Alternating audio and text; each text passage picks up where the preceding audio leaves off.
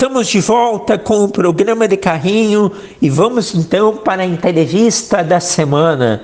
Jornalista gaúcho, mais de 10 anos de profissão, natural de Bagé, cidade que vai ter representante no Gauchão do ano que vem.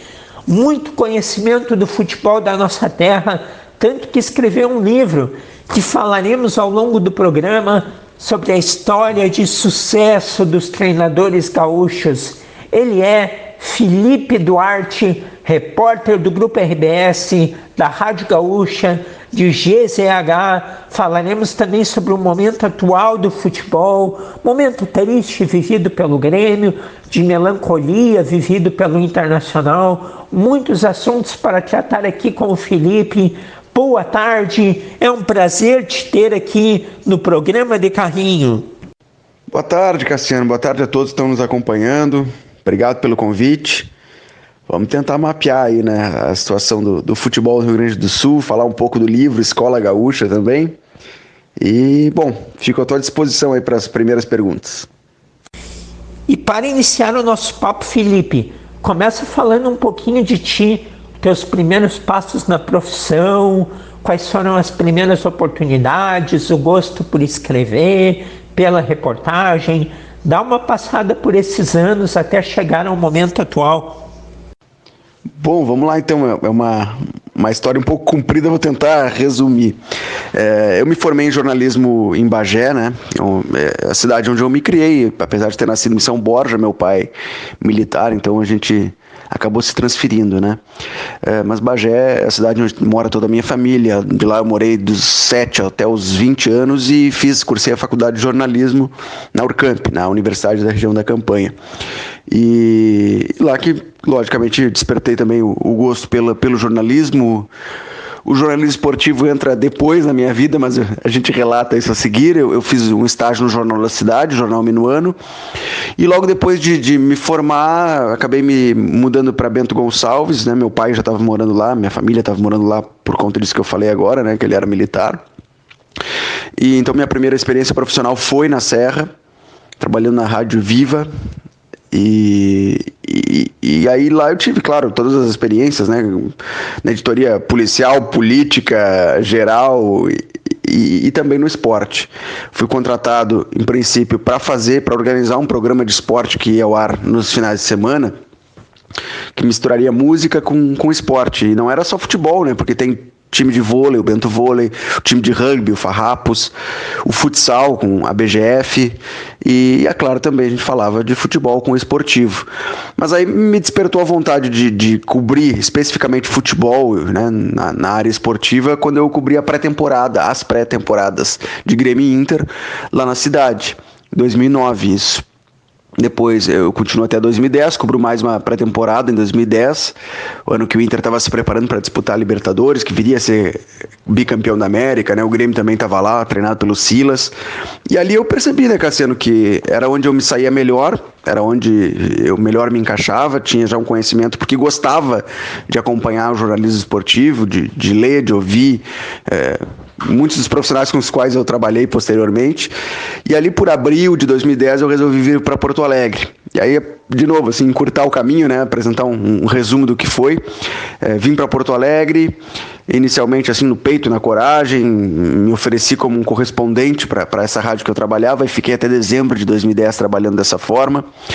Depois recebi uma proposta para trabalhar no Final Esportes, que era um site que naquele momento rivalizava com o Clique RBS. Também abriu uma vaga para Rádio Jornal O Sul, na Rede Pampa, que veio a se tornar a Rádio Grenal. Então eu fiz parte da primeira equipe da Rádio Grenal, junto com tantos outros repórteres que hoje estão aí no mercado, como Gutierrez Sanches, Bruno Ravazoli, César Fabres, Thiago Suman. Era uma equipe muito legal mesmo, Cristiano Oliveira, a comentarista da Rádio Guaíba. Em 2013 eu me transfiro para a Rádio Guaíba a convite do Luiz Carlos Reck. Foi uma experiência sensacional. Tive também as primeiras experiências também com TV, né? O REC tinha o programa Cadeira Cativa, tem ainda na TV Ubra, e eu participava como convidado, às vezes até apresentava o programa no lugar dele quando ele tinha que participar de alguma jornada. Em 2016 eu recebo a proposta para ir para Bandeirantes, trabalho na rádio e na TV Bandeirantes, tive a oportunidade de apresentar o programa Os Donos da Bola na TV, fiz coberturas que ficaram marcadas na minha trajetória, né, como a cobertura do Mundial de Clubes do Grêmio em 2017 lá em Abu Dhabi, até que em 2018 a empresa entende pelo meu desligamento e de outros profissionais e fico quase que um mês desempregado, nem isso, e recebo o convite do Rafael Sequim para integrar a equipe da RBS, né, equipe de esportes. E aí, desde então, estou por ali já, trabalhando na Zero Hora, GZH. Mais recentemente, nos últimos 2 meses, me transferi de vez para a Rádio Gaúcha, que era uma vontade minha, e estou completamente realizado, né, por estar trabalhando ao lado de figuras muito importantes, né, do jornalismo esportivo, com os quais eu por muito tempo ouvi, admirei, e hoje posso chamar de colegas, de amigos, né, como o José Alberto Andrade, convivi também com o Luiz Henrique Benfica, Kleber Grabowska, Leonardo Acosta, Diogo Olivier, Leonardo Oliveira, o Pedro Ernesto, que é um narrador ícone do Rio Grande do Sul, enfim, convivendo com todas essas figuras e aprendendo diariamente com eles e, claro, também contribuindo com o meu trabalho. Que legal, Felipe, que legal. E é muito bom tu ter todas essas experiências, porque isso é enriquecedor e é o maior legado que a gente pode deixar na profissão. Você jovem, já conviveu com tanta gente de prestígio, agora está no Grupo RBS, na Rádio Gaúcha, já tem muita história para contar e vai ter muito mais. E é isso que o estudante de jornalismo, quando está no curso, ele idealiza. Tem a profissão, tem a remuneração, mas não é o principal. O principal é poder viver essa paixão, né, do jornalismo. E tu vem de Bagé, uma cidade que tem clubes de futebol. E aqui no Rio Grande do Sul a gente vive a dicotomia da dupla Grenal, que polariza tudo. Como é vir de uma cidade que respira também o futebol por clubes que não sejam Grêmio e Inter? Você cresceu num momento difícil dos clubes daí. Como é acompanhar agora o crescimento, por exemplo, a retomada do Guarani de Bagé, subindo para a divisão principal do estadual? Pois é, Cassiano. Sabe que eu tenho a minha família ligada ao Grêmio Bagé, né? Meu avô foi goleiro do Bagé na década de 60, jogou também no 14 de julho em Livramento, no Gabrielense, mas a maior parte da carreira no Bagé. E por conta da família ser da cidade, né? Então dá para dizer que toda a família por parte de mãe, e até o meu pai também são fanáticos pelo Grêmio Bagé. Então eu me criei lá dentro do estádio da Pedra Moura, depois ele posteriormente foi dirigente ali nos anos 2000, né, no período que eu já estava começando a acompanhar futebol, indo a estádio. Eu até brinco com os colegas, muita gente não acredita que a minha primeira vinda a estádios de futebol em Porto Alegre já foi como repórter, já foi como jornalista. Eu não costumava vir a jogos de Grêmio ou Inter aqui na capital, porque eu acompanhava os jogos no interior do estado, né, em Bagé. Inclusive acompanhei jogos contra Grêmio e Inter lá, em amistosos. O Guarani sobe ali por 2006, 2007, disputa os gauchões daqueles anos. E eu lembro de assistir a jogos contra o Inter na Estrela d'Alva, né? E ali, claro que como torcedor, acompanhando os jogos, mas já pegando gosto pelo futebol, porque eu acho que começa assim, né, Cassiano? A gente pega gosto por um time de futebol, gosta do esporte, se apaixona e depois, como pelo lado profissional aflorando, tu acaba levando a sério a situação toda, né? E é justamente dessa forma que eu encaro agora o acesso do Guarani. No dia do acesso, eu entrei em contato tanto com o Badico, técnico do Guarani, como o presidente Tato Moreira, que são duas pessoas que são da cidade e por quem eu tenho um enorme carinho, né? E recebi assim, respostas dos dois que me emocionaram até, porque citaram esse meu passado da minha família, a passagem do meu avô, que já é falecido, citando todo esse respeito que a gente tem um pelo outro, porque acima da rivalidade, torcemos pelo sucesso da cidade. E eu sei que tem torcedor do Bagé que não gostaria de ver o Guarani na primeira divisão, mas isso é bom para a cidade. Tomara que puxe, que impulsione o Bagé. A gente vê isso acontecer com o Grêmio e Inter, né? Se o Inter não tivesse sido tricampeão brasileiro, o Grêmio não teria conquistado a Libertadores e o Mundial de 83. Eu tenho certeza disso. né? E depois o Inter foi buscar o seu próprio Mundial, e aí, claro que a corneta diz, mas o Mundial do Inter é FIFA, o do Grêmio não é, e assim por diante iremos, né, nos puxando para cima. Eu gosto dessa rivalidade em que um impulsiona o outro, né, provoca o outro a buscar resultados mais positivos, e acho que isso deve acontecer com a cidade. O acesso do Guarani, tomara, impulsione o Bagé a saída da terceira divisão, a qual foi rebaixado nessa última temporada, para tentar reagir também e mostrar para o Rio Grande do Sul que temos 2 times na cidade, né? 2 times com história, com camisa, com peso.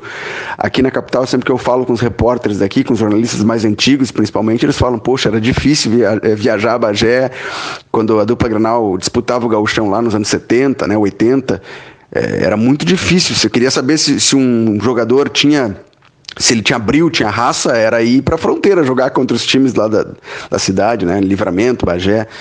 E tomara que esse tempo volte, porque é uma cidade apaixonada pelos seus times, é uma das rivalidades mais fortes do nosso estado, né? A rivalidade Baguá. E como eu disse, fico feliz pelo Guarani ter subido por conta da cidade, mas ficaria ainda mais feliz se fosse o Bagé, o meu time do coração. Sem dúvida, e também é muito bom ver praças diferentes no gauchão, porque o legal é isso, é a viagem, é o interior, é a confraternização da dupla nessas cidades, é essas cidades podendo torcer de forma competitiva pelos seus times, e isso de um puxar o outro para cima. Tomara mesmo que tenha também esse efeito com o Grêmio Bagé. A gente vê isso ocorrer muito nas praças de futebol, mas também tem o outro lado, né, Felipe? A rivalidade que puxa para baixo. Grêmio e Internacional cresceram, se tornaram potências nacionais, sul-americanas, campeões do mundo, por essa rivalidade que puxou para cima. Mas, especialmente esse ano, a gente viveu e tem vivido, o Campeonato Brasileiro terminou na última quinta-feira, a rivalidade que foi puxada para baixo. O que tu pensa da opinião aí de que se tem de que nos últimos anos o Grêmio, depois de conquistar títulos de expressão, de Libertadores, de Copa do Brasil, de Recopa, acabou se acomodando e passou a se contentar com vitórias em Grenais, com vitórias de campeonatos gaúchos, e não viu a série de problemas que estavam acontecendo. E eu já emendo aí a tua opinião, a tua percepção sobre esse rebaixamento do Grêmio.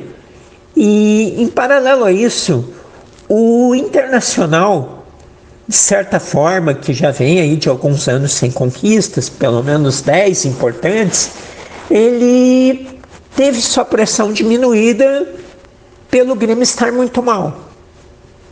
E a gente acaba relativizando e não destacando muito o péssimo segundo turno do Inter. A temporada muito ruim do Inter, de eliminações também vexatórias.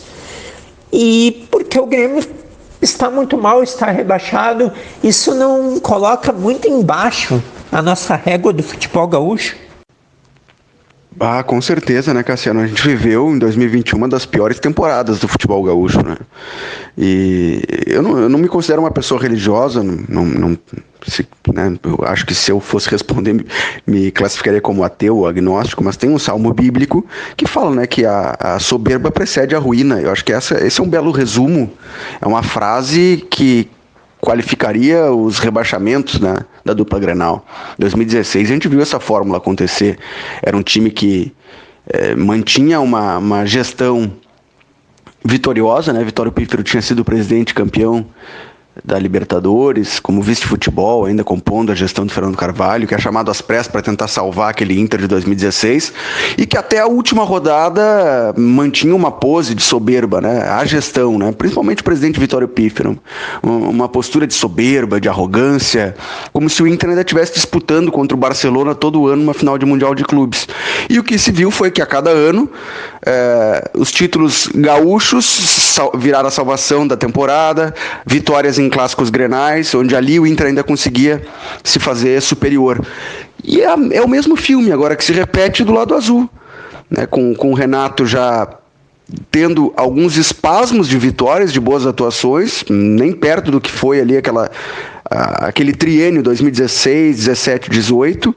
Era um time que de vez em quando jogava bem e lembrava um pouco daquele Grêmio brilhante. Ganhava grenais, é verdade, mas nem sempre com futebol vistoso. Provocava muito, subiu no salto, teve a questão da soberba, da arrogância. O presidente Romildo muda muito, né, no decorrer dessa sua trajetória como mandatário do clube. Era um presidente que chega tateando no vestiário, porque não tinha experiência do futebol, que tratava a todos com respeito, com igualdade, e aí depois de uma hora para outra, até por ter sido aclamado, ter tido muito apoio de pessoas que o cercaram e que agora na reta final o abandonaram também, ele passa a não aceitar mais críticas, né? Achava que toda crítica era uma perseguição, muitas vezes política, que as pessoas queriam ver o mal do Grêmio, quando na verdade era exatamente o contrário, né? Se criticava de maneira construtiva para que o Grêmio sofresse uma correção de rumos. E o filme está aí, o resultado está aí. A gente viu um Grêmio que é rebaixado com merecimento, se é que a gente pode colocar essa frase, né? O Grêmio em nenhum momento deixou de sair da zona do rebaixamento, apenas na primeira rodada ele não figura no Z4 por uma questão de critério de desempate, né? Número de gols marcados fora de casa, porque ele perde a primeira rodada para o Ceará. E da segunda rodada em diante, sempre na zona do rebaixamento.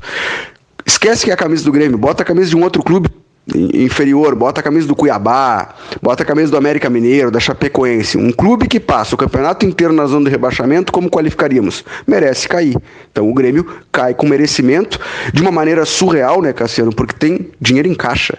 É um clube superavitário, teve dinheiro para investir, investiu mal, também por conta dessa soberba, por conta de um pensamento em que se tinha como ideia contratar jogadores jovens que pudessem ser revendidos no futuro. Bom, quando tu tem uma situação em que o time está encaixado, tu pode fazer esse tipo de investimento. Agora, como era o caso do Grêmio, que precisava investir para reforçar o time naquele exato momento e reagir na competição, um grande exemplo é o Corinthians, né, que trouxe jogadores de quilate, 4 jogadores, fez investimentos altos em Juliano, William, Renato Augusto, Roger Guedes. 2 desses, inclusive, foram indicados, oferecidos ao Grêmio, que negou, o Roger Guedes e o Juliano. Enquanto isso, o Grêmio gastou aí 40 milhões de reais em Campaz e Vilhaçante, 2 jogadores jovens que não conseguiram se firmar, né? O Campaz até termina como titular, mas inicia como reserva. E o Vilhaçante, que largou como titular, termina como reserva. Então mostra que não foram contratações que naquele exato momento tiveram peso para que o Grêmio reagisse na competição. É uma pena. A gente lamenta, porque, como eu falei, é o nosso trabalho, né, Cassiano? Eu sei que o torcedor muitas vezes tenta descobrir para que time torce o jornalista. E sei que muitos jornalistas também se identificam e acabam entrando num personagem, né? De se identificar com aquele, vira um jornalista torcedor. Eu não sou adepto dessa filosofia, dessa linha de trabalho. Para mim, a vitória dos clubes da dupla Granal é a minha vitória, né? Eu fui a Abu Dhabi conheci os Emirados Árabes Unidos, quando na minha vida um guri de Bagé ia visitar os Emirados Árabes, né? Trabalhando com futebol, onde um clube pode disputar o Mundial de Clubes do outro lado do mundo. Então, a vitória do Grêmio na Libertadores é a minha vitória. Assim como a vitória do Inter na Libertadores 2010 foi a minha vitória, né? Pude cobrir quantos jogos, conhecer países da América do Sul quando os times estão na Libertadores. E agora o Inter não vai disputar a Libertadores 2022, porque também ficou olhando muito para a desgraça do seu rival, né? E é sobre essa rivalidade que nos arrasta para baixo que eu não concordo. De ficar sempre olhando para o lado, rindo, deixa isso para a arquibancada, deixa isso para o torcedor. O dirigente, o atleta são profissionais, ou deveriam ser, e deveriam estar preocupados com o seu melhor, né? E o Inter tem que abrir o olho, Cassiano, essa é a minha opinião, pelo menos, né? O Inter tem que abrir o olho para a temporada 2022, porque é uma gestão que não tem poder de investimento, vai ter que ter criatividade, garimpar talentos e, principalmente, reoxigenar esse vestiário. Acho que a reta final do Brasileirão deu um recado muito importante para o Inter, onde, se ele não melhorar, em 2022 a gente pode ter, quem sabe, ou o Grêmio subindo ou permanecendo na Série B e o Inter correndo o risco de cair de novo. Imagina, que tragédia, né? Tem um exercício que eu não gosto de fazer porque é muito simplista, de dizer que em tal jogo, se o time tivesse vencido, teria chegado em determinada posição do campeonato, porque o próprio futuro pós aquele jogo poderia ter sido diferente. Mas se faz um exercício desde a última quinta de que se o Grêmio tivesse vencido o Grenal, o Grêmio teria 46 pontos e o Inter teria 45, porque não teria os 3 pontos do Grenal. O Inter terminou com 48. Olha como isso pelo menos mostra que o Inter na reta final, após vencer o Grêmio, o Inter caiu demais. Levou bem a sério aquilo de que a única situação que importava era aquela vitória, jogou seu máximo e chegou no limite. Mas eu quero destrinchar contigo o que projetar do Grêmio e do Inter para 22. Inicialmente, o Grêmio. Tu esteve no meio da torcida na partida contra o Atlético Mineiro. O que tu sentiu do ambiente? Aquele torcedor que estava ali era por amor ao clube? Sabia que seria muito difícil? É um torcedor que tu pensa que estará junto no ano que vem? E o que o Grêmio precisa para em 2022 utilizar o tão falado superávit, que não deverá mais ser, né? Mas a saúde financeira, que óbvio que vai sofrer desgastes, mas o Grêmio ainda deverá ter uma estrutura para conseguir subir sem sustos. Mas como o Grêmio vai fazer isso? Um momento que no pós-jogo parece não ter entendido ainda muito bem pelos seus dirigentes, pelo seu presidente, o porquê caiu. Olha, Cassiano, para responder a tua pergunta, eu vou até vender meu peixe, né? O nosso peixe, na verdade, porque nas últimas semanas, último mês, na 0 Hora, a gente ficou ouvindo algumas fontes pessoas que deixaram o clube, mas que passaram pelo Grêmio nos últimos tempos, né? Alguns profissionais que ainda estão no clube que apontaram alguns erros dessa gestão. A matéria foi publicada nesse final de semana em 0 Hora, GZH. Matéria bem interessante, porque ela explica um pouco do desmonte que foi feito no futebol do Grêmio, né? Uma gestão que, apesar de ter dinheiro, em alguns momentos deixou de ser profissional. Explico. O Grêmio é aquele, fazendo uma figura de linguagem, é o cidadão que tem dinheiro em conta, muito dinheiro, mas que em alguns momentos ele deixou de investir na manutenção da sua casa, do seu carro, ao invés de levar o carro numa mecânica. Era um vizinho que era amigo dele e que dizia, não, eu entendo de mecânica, então deixa que eu vejo teu carro. E aí o carro não arrumava, cada vez mais piorava. O Grêmio meio que terceirizou as ações, né? Virou, parece uma palavra forte, assim, mas uma ação entre amigos, um movimento político que tomou conta do Grêmio, que de certa forma foi loteando o clube de cargos para abraçar os outros movimentos políticos. Tudo isso a gente explica na matéria. E terceirizou o futebol para o Renato. O Renato é que tomava as principais ações no vestiário, demitindo alguns profissionais com 20, 15 anos de casa, né? Os casos mais emblemáticos, os 2 preparadores, o de goleiro e o físico, o Rogerinho e o Rogerião, e que não precisa nem explicar a qualidade dos dois, né? O Rogerião vai para o Palmeiras e é bicampeão da Libertadores com o Everton no gol, imagina. E aqui o Groi estava voando enquanto ele estava como preparador de goleiros, né? Então, entre outros profissionais, médicos do clube, fisiologistas, nutricionista, assessor de imprensa, houve um desmanche no Grêmio. E a partir do momento em que o Renato sai, não se tem mais aquela estrutura que se tinha antes. E aí os profissionais que chegam têm que começar do zero, com um vestiário que tomou proporções gigantescas, né, praticamente autogerido, com jogadores vitoriosos que não aceitavam mais ordens de ninguém, alguns outros que foram agregados, como Rafinha, Thiago Santos, mas que entraram naquela onda, naquele movimento. Enfim, virou um dragão, né, de 7 cabeças. Então eu acredito que, respondendo a tua pergunta, o primeiro passo pro Grêmio é o processo de profissionalização, se é que existe essa palavra, mas deixar de ser uma ação entre amigos, uma gestão amadora, e já que tem dinheiro, contratar pessoas capacitadas para isso, contratar um executivo que entenda agora de mercado de Série B, um treinador que saiba disputar essa competição, jogadores com qualificação, com técnica, mas acostumados ao ambiente, ao cenário que o Grêmio vai encarar. Então, o Grêmio vai ter que se readequar ao cenário que ele se colocou, né? O Grêmio se diminuiu de tamanho. Essa é a verdade. E o torcedor não tem culpa nenhuma, né, o Cassiano? Alguns até foram carregados por esse discurso de soberba, de que o Grêmio estava entre os grandes da América por ter dinheiro, mas o futebol já tinha deixado de ser grandioso há muito tempo. Mas o torcedor que foi até a última rodada com esperança é a figura do torcedor, é o que explica a paixão pelo futebol, né? De acreditar no inacreditável, de esperar uma ação milagrosa quando já se sabe que não tem de onde sair. O Grêmio já não dependia mais de si mesmo. Então acredito que sobre o Grêmio essa é a minha análise, né? O Grêmio vai ter que passar por esse processo de reprofissionalização, como cunhei o termo. E o Inter, acredito que é o que eu falei na resposta anterior, é o processo de reoxigenação. A gente está falando de um elenco, de um grupo de jogadores, ou a sua maioria, que estão aí no Beira-Rio há 5, 6 anos, né?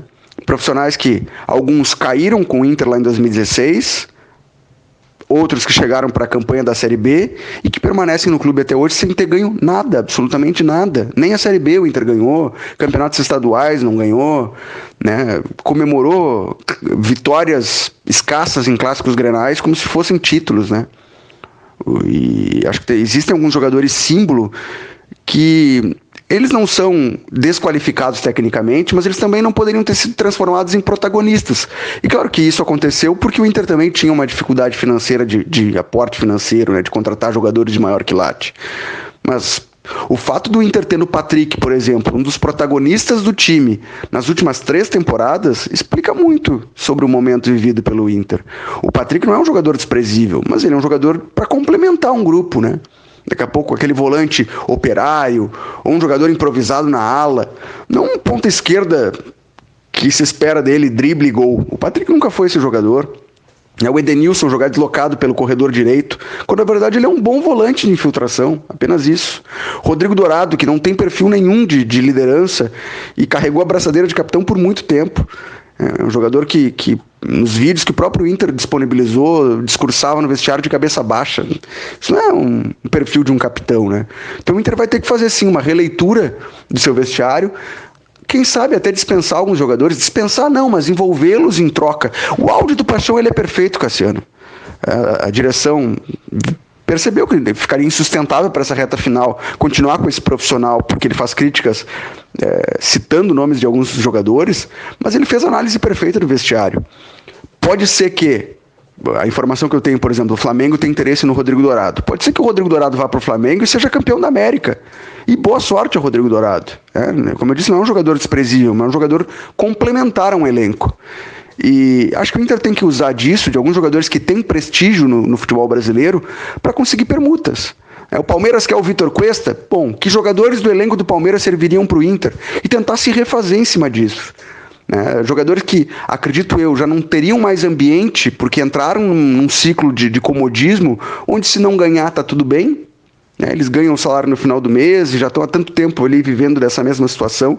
Acredito que esse é o passo. Enquanto o Grêmio tem que se readequar e reprofissionalizar, o Inter tem que se reoxigenar o seu elenco, trazer jogadores arejados, que queiram novas ambições e se desfazer de algumas peças que nesse ciclo se viu, não deram certo, né? Esses jogadores que eu citei agora há pouco. Alguns se encaixam em outros clubes e outros clubes teriam jogadores para disponibilizar e encaixar nesse time do Inter, na minha visão. Perfeito. Eu iria mesmo te perguntar do Internacional também. Como projetaram 2022 aí diferente? O Inter vem tentando se reinventar temporada após temporada. Queria fazer no início de 2020 uma ruptura com o Kudê, depois no início de 2021 uma ruptura com o Ramírez, mas eu acredito que o foco do Inter, não é, Felipe? Deveria ser isso, se desfazer de jogadores experientes que já estão desgastados, que até podem dar boa contribuição em outras equipes, e utilizar para pegar também jogadores experientes bons, mas com outro espírito, e usar muito a base. O Inter tem um time vencedor na base. Eu acredito que a retomada de conquistas parte disso, não é? Mais do que uma mudança tática propriamente. E o Grêmio, desde 2018, eu sinto algo assim que é sintomático. O Grêmio, no começo daquela temporada, ele não se comportou como um campeão da América. Desde aquele momento. Isso no mercado mesmo. Com as contratações, o Grêmio foi se deteriorando, posição por posição, ano por ano. Não entendeu o que aconteceu naquele 5-0 contra o Flamengo em 2019 no Rio de Janeiro. E agora, infelizmente, vai pagar esse preço. E que legal esse convite, então, para acompanhar a tua matéria, a matéria de vocês aí lá em GZH. E fica o convite porque o torcedor busca explicações e é difícil encontrá-las, mas já deu para ver então pela matéria que existe indícios. Também tem um livro do João Paulo Fontoura que é muito interessante ser lido sobre o vestiário, sobre como foi a convivência dele 10 anos no Grêmio, que pode ajudar também a explicar esse momento que o clube está passando. E por falar em livro, a gente já falou do livro do João Paulo Fontoura e agora quero falar do seu livro, Felipe. Escola Gaúcha de Futebol, a árvore genealógica dos treinadores do Rio Grande do Sul. Conta um pouquinho os bastidores de como foi a ideia de escrever esse livro, o que você aborda nele, como foi a construção das pautas, as entrevistas. Os treinadores gaúchos têm uma história riquíssima no futebol brasileiro, não é? Talvez seja o estado com mais tradição de treinadores, pela cultura, pelo estilo de jogo, pela disciplina, pela história na seleção brasileira. Detalhe aí pra gente também como que a gente obtém esse livro. Ah, com certeza. Bom, sobre o João Paulo Fontoura, um grande amigo, né? E para quem está ouvindo, pode pensar, poxa, existia uma relação de passagem de informação, né? De vazamento de informação do Grêmio do João Paulo Fontoura. Não, nunca. Nos 10 anos que ele teve lá dentro, a gente ficou sabendo de muitas histórias agora com a publicação do livro dele. Sobre o meu, Cassiano, eu sempre quis escrever um livro, né? Acho que por ser um leitor, eu sempre tive o desejo de escrever o meu. E esbocei algumas situações, mas não sobre a Escola Gaúcha de Futebol, que é a curiosidade. O assunto, ele desperta curiosidade em mim, e é esse o termo que eu posso usar até, curiosidade. Muita gente diz assim, o Felipe é um estudioso de futebol. Eu sou um curioso, sabe? Eu nunca fiz um curso de treinador, de análise de desempenho. Eu sou um curioso, eu leio bastante, compro livros de tática, compro livros de história de futebol. Estou sempre tentando aprender um pouco mais, né? Adquirir conhecimento até para exercer a profissão de uma melhor forma. E aí foi mais ou menos isso que me guiou também na construção desse livro, né, desse conteúdo. Porque em 2016, quando o Tite assume a seleção brasileira, ele concede uma entrevista coletiva de apresentação e ele é questionado pelo Sérgio Guimarães, repórter correspondente da Rádio Gaúcha no Rio de Janeiro, que questiona o Tite sobre a existência de uma escola de treinadores vinda do Rio Grande do Sul, e que deu os últimos técnicos do Rio Grande do Sul, da seleção brasileira justamente serem gaúchos, né? Ocasionou, citando Filipão, Dunga, Mano Menezes, e até desembocar no Tite. E o Tite naquele momento ele responde que não existia uma escola gaúcha, na opinião dele, e sim duas correntes, brasileiras até. E aí ele cita dois nomes, a escola do seu Enio Andrade, e a escola do Froner, seu Carlos Froner. E que ele se adaptava melhor à escola do seu Enio Andrade. Naquele momento aquilo foi hebraico para mim, né, Cassiano? Eu queria entender o que esse cara estava falando. Então o livro parte desse pensamento, que na verdade não era um livro, eu tentei entender o que o Tite estava falando. E comecei a me aprofundar nesse tema, fazer pesquisas, a ouvir pessoas. Na época, eu trabalhava na Bandeirantes e o Cláudio Duarte, ex-lateral do Inter, ex-senador de Inter e Grêmio, ele era comentarista na Rádio Bandeirantes, e contribuiu muito para isso, porque eu batia papo com ele, conversava, ele me dizia, vai pesquisar sobre tal coisa, eu ia lá e pesquisava. Conversei muito com ele sobre a passagem dele como treinador. E aí fui ouvindo outras fontes também, né? Milton Coelho, ex-jogador do Grêmio nas décadas de 50, 60, Otacílio Gonçalves, o Chapinha, enfim, muitos profissionais, Valdir Espinosa, na época vivo, saudoso Valdir Espinosa, que foram me dando um norte, né? Então, o livro ele apresenta, na verdade, a evolução do futebol no Rio Grande do Sul pela ótica dos treinadores, de que forma os treinadores foram se formando por aqui, né? Com influências vindas de fora, da Europa ou da própria América do Sul, né? Com a nossa vizinhança aqui com o Uruguai e Argentina, as influências da futebol húngaro, do futebol holandês, do futebol italiano, de que forma esses treinadores foram bebendo dessas fontes. E como o Tite fala dessas duas correntes, eu parti desse pressuposto, que existiam duas correntes no futebol.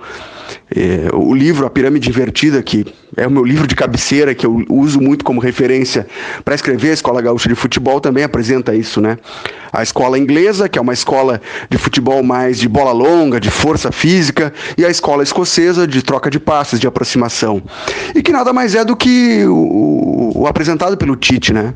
O Enio Andrade seria uma escola mais de aproximação, de bola por baixo, troca de passes, de onde advém o próprio Tite, que é a escola do Carlos Froner, de lançamentos, de um time mais defensivo, de mais porte físico, que influenciou, por exemplo, o Filipão, entre outros treinadores. Então, a escola gaúcha ela apresenta, claro que eu vou lá atrás, antes ainda de Enio Andrade e de Carlos Froner, apresento, por exemplo, né, para quem não conhece, Telêmaco Frazão de Lima, que foi talvez o primeiro técnico de sucesso oriundo do Rio Grande do Sul. Ele é contratado pelo Vasco da Gama em 42, já tinha sido campeão gaúcho com o Grêmio naquela ocasião. Outros profissionais como Otto Pedro Bumbel, que natural de Taquara, faz sucesso na Europa treinando Atlético de Madrid, Porto, imagina, algo inimaginável para os dias atuais, né? Um técnico gaúcho fazer sucesso lá fora na Europa, e a gente tinha isso na década de 60, né? Um gaúcho conquistando um título espanhol com o Atlético de Madrid, nomes até então desconhecidos para a gente, e aí vem apresentando esses nomes até chegar na contemporaneidade com Tite, Mano Menezes, Renato Portaluppi, Roger Machado. O Roger, que tive a felicidade também de entregar para ele o primeiro rascunho do livro, e ele escreve um texto de apresentação, o prefácio, um dos prefácios. O outro é escrito pelo Sérgio Xavier Filho, comentarista do Sport TV, ex-editor da Placar, da revista Placar. Então, é um livro que me enche de orgulho por ter apresentado um tema que eu tenho muito carinho, gosto muito, né? A questão tática, mas tentei não me prender só nisso. Apresentar a história, a evolução do futebol no Rio Grande do Sul pela ótica dos treinadores.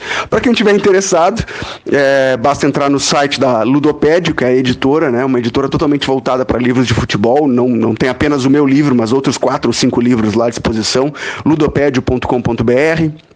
Tem a loja no site, dá para encomendar por ali, chega pelo correio direto no teu endereço. A gente também disponibilizou algumas obras na Feira do Livro e teve uma aceitação muito grande até, Cassiano. A gente vendeu todas as cópias na Feira do Livro. Estou aguardando uma segunda remessa para quem mora em Porto Alegre. Pode entrar em contato comigo e adquirir diretamente de mim no momento que essa segunda rodagem chegar, né? Porque por enquanto eu ainda não tenho mais livros aqui em casa para disponibilizar, mas posso dar essa dica. Quem está interessado pode adquirir direto no site da editora ludopedio.com.br. Muito bem, fica então aí o convite de leitura para o final de ano. Pessoal que tem curiosidade de conhecer mais da história dos treinadores, do nosso futebol gaúcho, também alguém que quer dar um presente aí para alguma pessoa que sabe que gosta.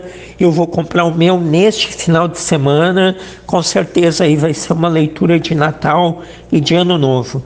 Felipe Duarte, quero muito agradecer a tua participação aqui no programa de Carrinho. A gente ficou muito feliz de ter te recebido. Foi um baita papo, tu é um dos grandes jornalistas jovens aí do nosso estado. Feliz demais em ter conversado e voltaremos a conversar mais adiante, que o futebol gaúcho tem um 2022 bem melhor que o ano que está encerrando, não é?